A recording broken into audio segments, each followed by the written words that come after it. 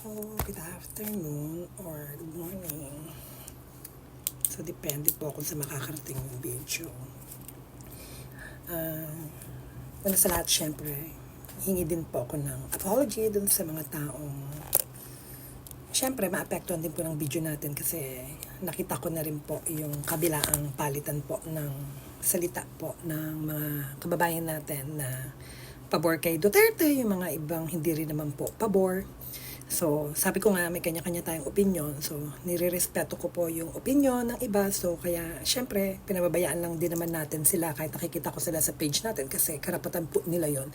Ayun po kasi yung sa loobin nila. At lahat po tayo, may kanya-kanya pong pananaw na dapat po irespeto. So, kung nasasaktan ho kayo o natutuwa ho kayo sa mga nangyayari, so, kanya-kanya po yan ng emosyon. So, sabi nga, wala na ng pakialamanan. Pero, simula kagabi pa, nagtatanong nga yung boyfriend ko na bakit ako iyak na iyak. Kasi katabi niya ako, so naglalaro siya. Tapos, hindi ko lang kasi talaga maiwasan maging emotional po sa mga nangyayari. Especially po, kapakanan po ng buong Pilipino, ng buong bansa natin, na kung saan nandun din po yung family ko, nandun pa po yung mga pamangkin ko, may kapatid pa po ako, so iba pa nating kamag-anak.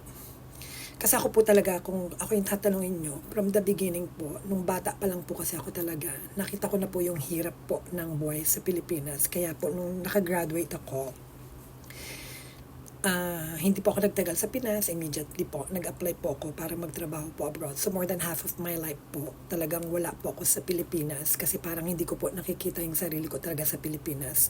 Takot ako na mag-start ng career sa Pinas kasi parang pakiramdam ko na hindi talaga tayo or hindi ako magkakaroon ng magandang chance para ma-penetrate ang market at magkaroon po ng magandang, alam niyo po yun, buhay na hinaharap. So, minsan lang din po ako humanga sa presidente or sa mga nanunungkulan sa Pilipinas kasi po, hindi nga din po ako talaga bumoto ever since po. Kasi lagi po akong natatakot na baka pag bumoto ako one day, sisihin ko lang po yung sarili ko na isa po ako sa taong bumoto sa opisyal na yan. Kaya nagkakaganyan yung Pilipinas. So parang, kasi ganun po yung nangyayari katulad ngayon. Ang daming bumoto kay ganito. Sabi nila magaling. Tapos ngayon, siya rin po yung taong, halimbawa, magbabagsak po sa kapwa nating Pilipino. Napakadali naman pong isipin. Can you imagine po? Nang alam ko po, ang trabaho po ng gobyerno natin is para proteksyonan din po tayong mga kapwa na Pilipino na nasa labas din po ng bansa, di ba? Ayun din naman po lagi yung isa sa tungkulin nila na kung saan kasi tayo nagtatrabaho tayo sa ibang bansa eh. So, kailangan po natin ng pinuno na kung saan kung sakaling malagay po sa peligro yung buhay natin at sa hindi natin po talaga kasalanan at kailangan po natin ng tulong. Sila po yung taong kukuha po sa atin para po proteksyonan tayo at ibalik tayo sa sarili nating bansa. Ang pinaka nakakalungkot sa nangyayari po ngayon, sarili po nating pinuno. Yung pinuno po natin na gumawa po ng magandang improvement, ng magandang progreso, ng magandang development po ng ating bansa na kung saan kinilala po sa buong mundo at inialay niya po yung sarili niya para po, alam niyo yun, inalay niya yung sarili niya para po talaga mapagtuunan niya ng pansin yung pangangailangan nating mga Pilipino. So yung war po against dyan sa drugs, against sa, isa lang po yan kasi sa problema ng bansa natin na kung saan isa din po ako sa susuporta kasi po alam ko po kung gaano po kahirap ang mabuhay po sa isang pamilya o sa isang lugar na kung saan po meron pong taong nalululong po sa drugs. Nagsasuffer po dyan ng magulang, nagsasuffer po dyan ng mga kapatid, nagsasuffer po yung buong, alam niyo, yung buong kabuhayan ninyo. Ang dami pong nasasayang na pera, na panahon, ang dami pong nasasayang na oras para ipakita niyo yung pagmamahal sa isa't isa kasi nakatuon po kayo para po gamutin po yung isang problema po ng pamilya niyo na which is sometimes related po nga dyan sa ng drugs. Can you imagine po na nasa isang bansa po tayo na kung saan po yung sarili natin pong leader, instead na proteksyonan natin, nasa loob na po ng bansa natin, ibibigay po natin siya sa ibang bansa para litisin.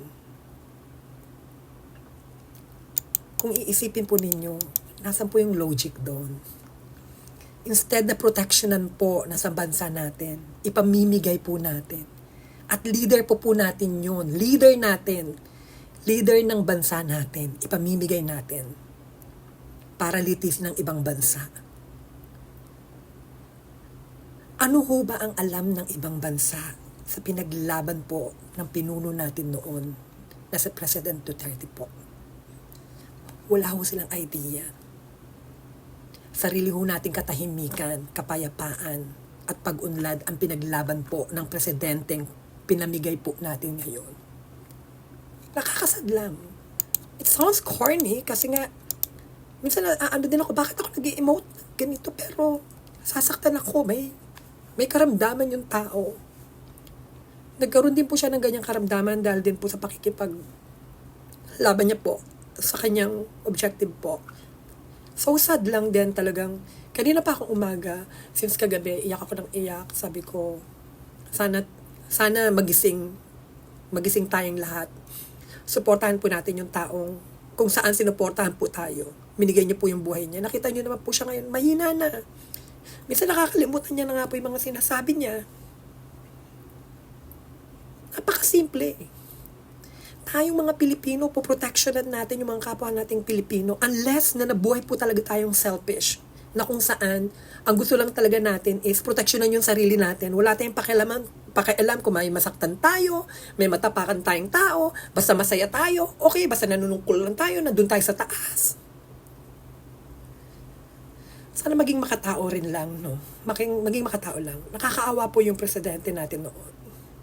Nakakahiya po tayo ngayon na kung saan sarili nating presidente pinamigay po ng bansa natin. Paano po tayo mga OFW mapoprotectionan po ng bansa natin kung sarili nating mismo nating gobyerno ang magbibigay ng chance para litisin tayo ng ibang ano na wala naman ako nakikitang, for me wala ako nakikitang kasalanan eh. Ay, ewan ko, Diyos ko, God bless us talaga. God bless us. Tulungan tayo ng Panginoon. Tulungan tayo sa taas.